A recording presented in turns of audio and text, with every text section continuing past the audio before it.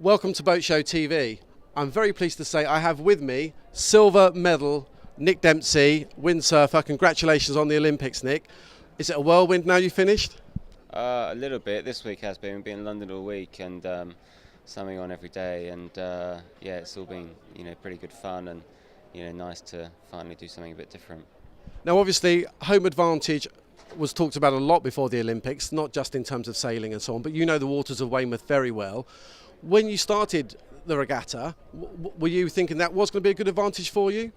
Yeah, it was difficult. Our first day of the regatta, we were on one of the on the west course, I think, which is furthest offshore for us, and it's probably the course I'm least comfortable on. We sail on it the least, and so I think to finally get that course out of the way and finally get back into the harbour where I felt comfortable, and I certainly started to feel a little bit of home advantage there, but at the end of the day, everyone's been there for a long time, and that home advantage had kind of dwindled away a little bit, but I think we definitely didn't do badly with it.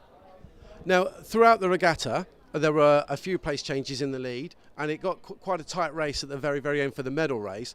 What was your strategy for that last race, or was it, I've got to go out there and get first? Well, I mean, unfortunately, there wasn't much place changing at the front of the fleet. The Dutchman, he had 2 bullets on the first day, and then it was kind of trying to catch up. But he sailed too well all week, so it was very clearly quite early on became a race for silver, and that was tight.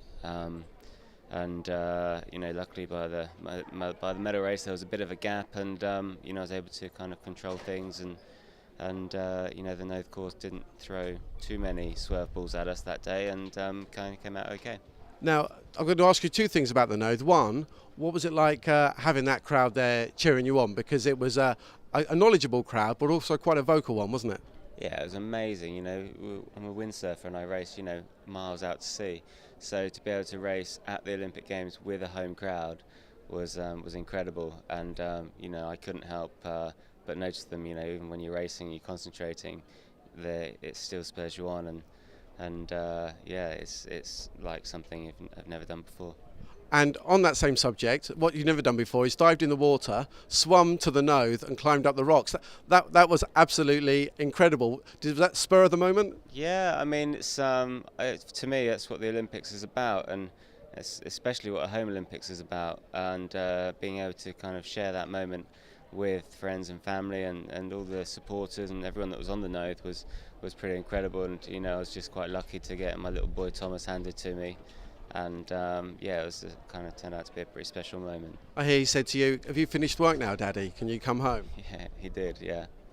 Well, you had a bit more work that day, which was great to get your medal. So what's happening in the future now? Any particular plans, or are you just kind of having a quiet think? Having a bit of a think, but I have some kites and been out kite surfing a little bit and I'm quite enjoying it. So going to see how that goes over the next few months. Of course, you mentioned that because there won't be the windsurfing in Rio, but there will be kite surfing. So you are potentially hoping to get your head around that and you'll be in Rio?